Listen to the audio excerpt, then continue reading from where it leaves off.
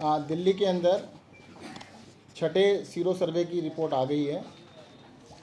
हमने ये बहुत बड़े स्केल के ऊपर सर्वे कराया था, जिसमें 28,000 सैंपल लिए गए। दिल्ली के अंदर सभी वार्ड से 100 सैंपल लिए गए थे।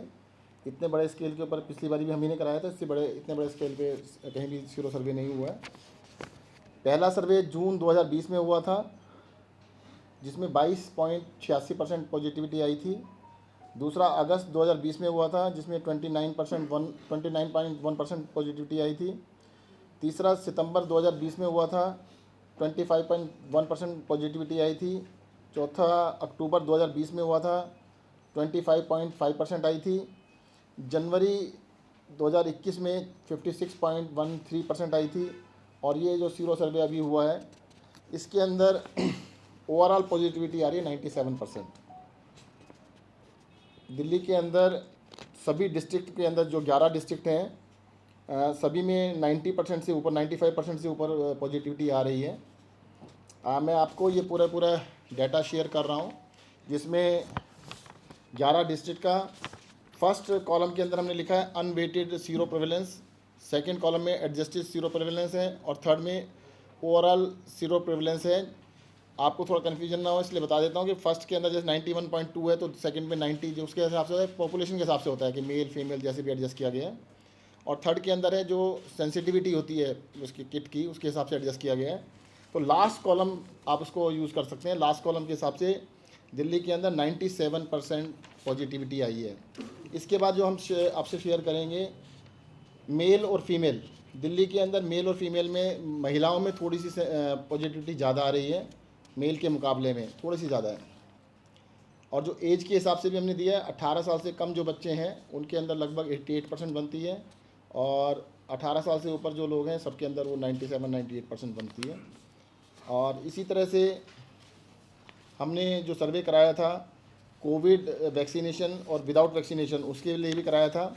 उसके अंदर 3 या 4% का जो डिफरेंस है आ रहा है कि जो नॉन वैक्सीनेटेड थे उसमें और जो वैक्सीनेटेड थे उनके अंदर जो पॉजिटिविटी थी उसके अंदर हमारा लगभग,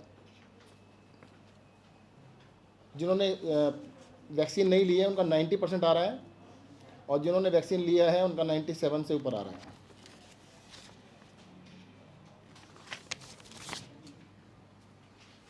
तो इसका मतलब क्या निकाला जाए? क्या दिल्ली में कोरोना से प्रोटेक्शन मिल गई है? दिल्ली में एक बहुत बड़ी जनसंख्या कोरोना से इन्फेक्ट हो चुकी है, इस सर्वे से पता लग रहा है। और कुछ लोगों को जिनको इन्फेक्ट नहीं हुए थे, वैक्सीनेशन से भी उनकी इम्यूनिटी बढ़ गई है। लेकिन क्या इसको हर्ड इम्यूनिटी स्टेज मान सकते हैं? ये तो साइंटिस्ट बता पाएंगे। परंतु दिल्ली के अंदर जो है ये जो रिपोर्ट आई है ये काफ़ी पॉजिटिव कह सकते हैं।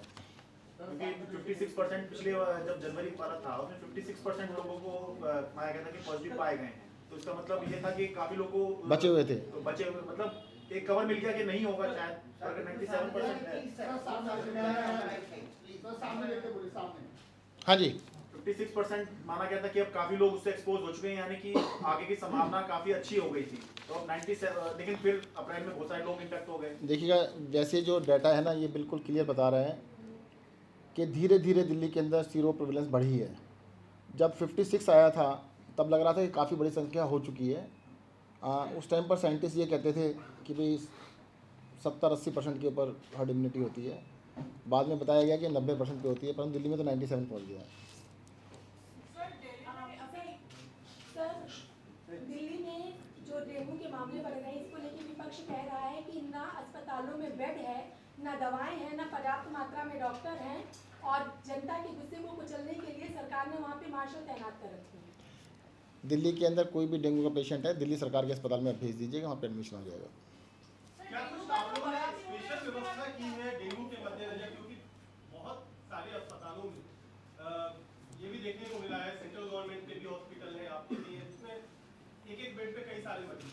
मैंने भी कल अखबार में पढ़ा था, इसमें सफदरजंग हॉस्पिटल और आरएमएल के बारे में रिपोर्ट थी। वो केंद्र सरकार के अस्पताल हैं, और दिल्ली सरकार के किसी भी अस्पताल में डेंगू के पेशेंट को मना नहीं किया जा रहा है, सबके लिए इंतजाम है। सर, जो एंटीबॉडी जो मिली है वो वैक्सीन,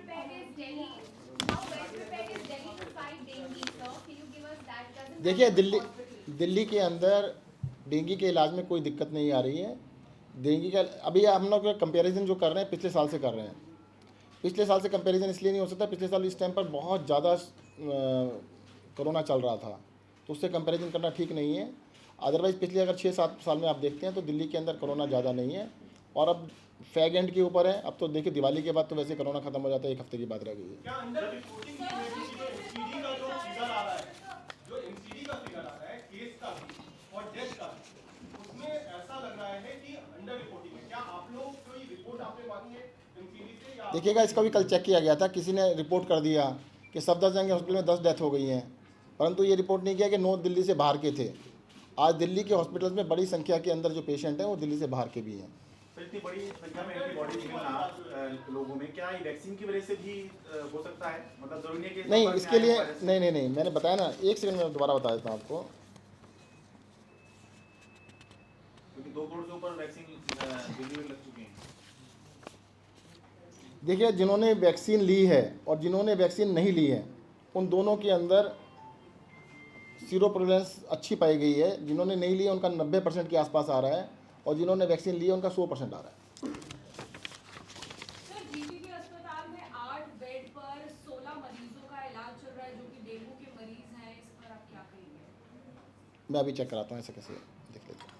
सर एक चीज और डेंगू के बारे में पूछना था कि जिस तरीके से तमाम एजेंसियां करती हैं, आपका इलाज में रोल है, बाकी का प्रिवेंशन में है एनसीडी का, तो क्या कहीं लग रहा है कि इस बार जो कोऑर्डिनेशन की कमी है, आप क्योंकि कोऑर्डिनेशन आप सरकार के तौर पर करते हैं तमाम एजेंसियों के बीच, कहीं कोऑर्डिनेशन की कमी नहीं, पूरा हम कर रहे हैं। बल्कि देखिएगा, जो प्रिवेंशन की बात है, हमने आम आदमी पार्टी अपनी पार्टी को बोला है कि हमारे अभी जितने भी विधायक हैं, काउंसलर्स हैं, सब मिलके फॉगिंग भी कर रहे हैं, तो वो काम भी अब पार्टी के स्तर पे लिया जा रहा है। काम वैसे एमसीडी का ही है। So experts are saying that post this festive season, cases are likely to rise, potentially rise. So everything is unlocking in Delhi completely, even the schools. Do you think this is a good timing, perfect timing? देखिएगा, ये मुझे लगता है बिल्कुल ठीक time है। कारण क्या है कि जितनी कम पॉजिटिविटी है, 10,000 टेस्ट करने पर 5 से 10 लोग मिलते हैं। 10,000 में, 1,000 में नहीं कह रहा हूँ मैं, 10,000 टेस्ट करने में 5 से 10 लोग पॉजिटिव होते हैं। इससे अच्छी पोजीशन नहीं हो सकती सब चीज़ें खोलने के लिए। This is the right time to open up the things. Ramlila Maidan में भी क्या कुछ बेड्स लगाई गई क्या डेंगू की वजह से? ऐसा कुछ है? एलएनजेपी ने कुछ रामलीला मैदान में भी जो आपने कोविड फैसिलिटी तैयार की थी उसको अब डेंगू फैसिलिटी में कुछ देखिएगा, अगर ज़रूरत पड़ेगी तो बिल्कुल कर देंगे। हमारे पास रामलीला मैदान में 500 बेड हैं। अभी ऐसी आवश्यकता नज़र नहीं आ रही। जिस दिन ज़रूरत पड़ेगी हम उसमें तुरंत कर देंगे। खाली हैं बेड हमारे पास।